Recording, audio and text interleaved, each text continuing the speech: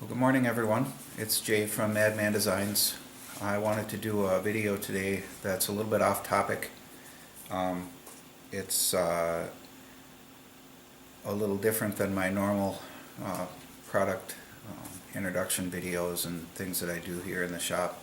But what happened is last weekend, my daughter, her iPhone quit charging. So she was in an all-out panic, of course, a daughter without an iPhone. So my wife was going to take her to a local repair shop and see if they could get it fixed. I thought I'd take it out to the shop and see if I could figure anything out.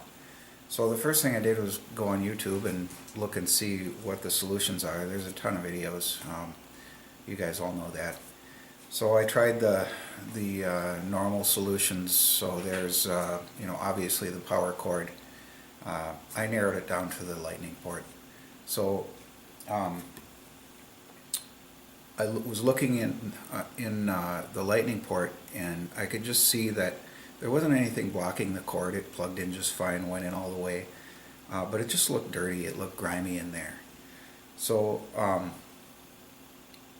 I thought back to my boy, I'm getting old, but I thought back to my days as a kid, playing with my AFX racetrack in the basement, running the cars around the track. And I know this is really old school, but we used to clean the tracks off with a quarter, rub a quarter down the track, and then we'd polish up the contacts on the bottom of the car with an eraser. And so it just got me back to thinking about how when those contacts get dirty at all, they don't work. They don't make a connection through there, and it's a low voltage thing, so it's hard to get contact through there. So digging around the shop looking for something to use to clean the contacts inside that lightning port, and what I came up with was this. This is called. This is a product from 3M. It's called a micro finishing film. And what it is it's a super fine sandpaper, basically, that has sort of a plastic backing. It's sort of an exotic product that 3M makes. It's it's pretty expensive. It's hard to find. I got it for finishing Korean solid surface countertops. So I have it in a few grits here, and they use a U number, so it's a 30 micro, which is what I ended up using.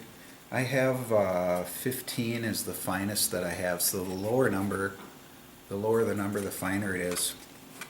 But I would say that this 15 is probably equivalent to about a 5,000 grit. It's really fine. And the 30 is maybe a 2,000 or 2,500 grit. So what I ended up doing was I cut a strip of it with a straight edge and an X-Acto knife.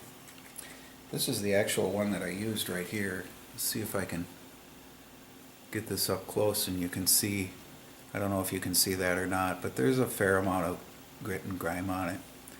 But what I did is I took it and I folded it in half like this, and then I folded it in half again so it had just the right thickness. And then because it's plastic, it's got some spring to it, so it kind of has a little bit of pressure out, forcing out. And just swipe that through the lightning port a couple of times, and then I folded it in another, different spot so it was cleaner, and went through it again. And it worked. It cleaned off those little contacts inside the lightning port, and it started charging again.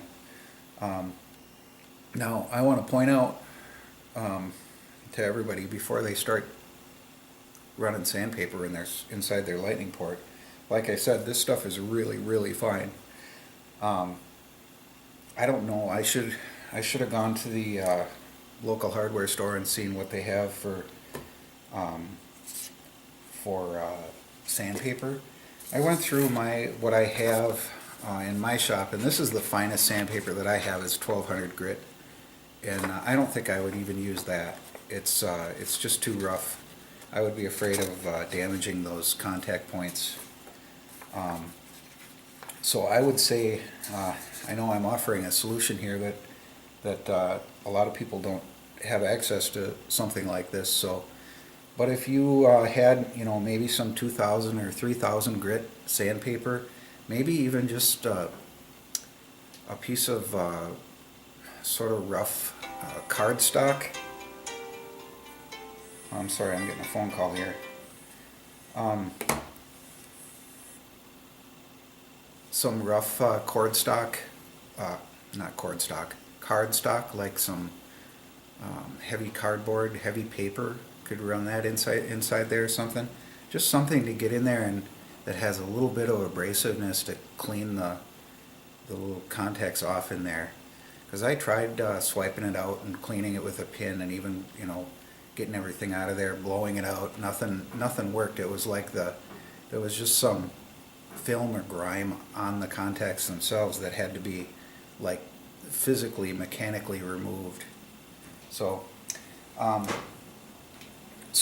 if you do end up seeing this video and trying something that works out, maybe let me know in the comments down below, and just see.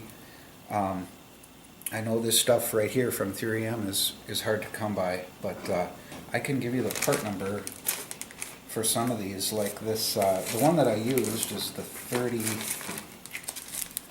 grit.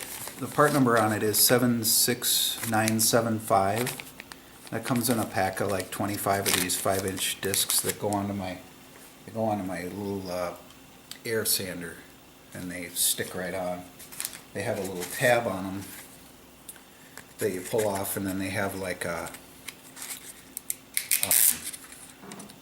they stick right onto to the sander. So that's it. I have the 30 here. This is 20. Even the 15 probably, the finest one would work just fine too. Like I said, it's probably like a 5,000 grit or something like that. 76977 on the 15. It's not 15 grit, it's 15 micro is what they call it. It's a 15 micro finishing film. I looked on Amazon, and you have to buy a whole bunch of these, so you'd have to buy a pack of 25, and it's like $50 for that. So it's not really a very good solution, but maybe your local hardware store or Menards or Lowe's has something that you could use. But like I said, I'm going to say it again, I would not run 1,200, 1,500 sandpaper in there. It's got to be finer than that, even right down to paper or something, just to physically scrub those off of there. So, okay, that's it. I hope everyone has a good day. Good luck. Thank you.